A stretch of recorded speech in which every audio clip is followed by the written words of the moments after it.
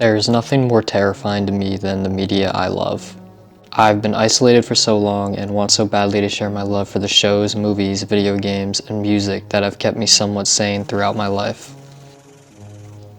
And when I feel the urge to revisit these pieces of media, I'm always faced with the reality that I'm still isolated, which is why I've had such an incredibly hard time bringing myself to watch these movies, TV shows, and play certain video games in recent years.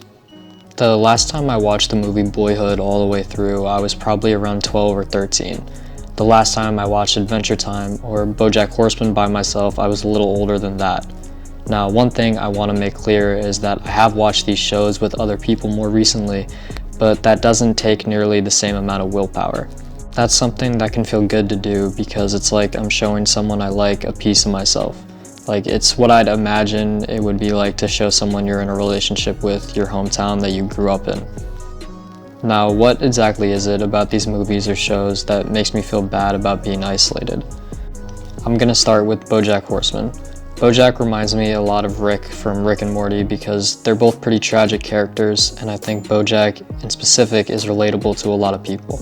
But he's not meant to be looked up to, and the older I get, the more it stresses me out that I can still relate to him.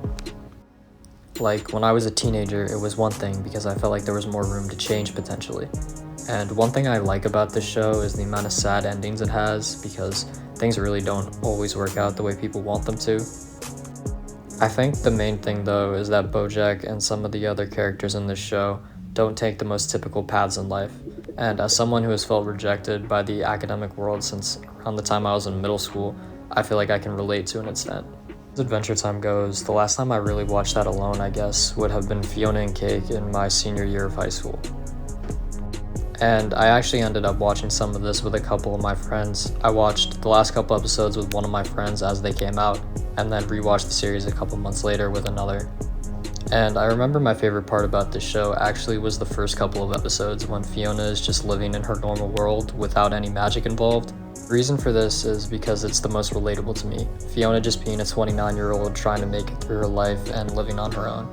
Although I did really like the rest of the series, I haven't watched season 2 yet though. But as far as the actual series of Adventure Time, it's been longer for that. I'll watch parts here and there, but the reality is I feel like I have no one to share it with in its entirety. Which definitely ties into how I feel about existing in general. I mean, I always have had this block in my mind where I want to be seen, and I mean, who doesn't, I guess? But honestly, I haven't felt that way the majority of my life, and I don't mean in a public sense. I could care less about that. I just wish that I had someone who was with me in a relationship since the beginning. Like, it would make me feel good if I could say someone witnessed my life take place. But the reality is that's not gonna happen, and it freaks me out sometimes. Basically, watching the show alone ends up reminding me of that fact for whatever reason. And thinking about this time period actually reminded me of the show A Teacher, which is about a senior in high school who has a relationship with this teacher, which I actually made a video about why I related to the show a really long time ago. This is something that I feel probably falls in the category of something I don't really want to revisit, even though I really liked it. And I'm now realizing that a lot of what I thought about when I first started this video were shows that have nostalgic value to me. But obviously for the show A Teacher, that's not the case. Same goes for Blue is the Warmest Color, which I think is my favorite movie at the moment, and it hasn't even been a year since I've seen it, but I actually don't think I'd be as hesitant to watch it again alone for some reason, even though it's an incredibly sad movie.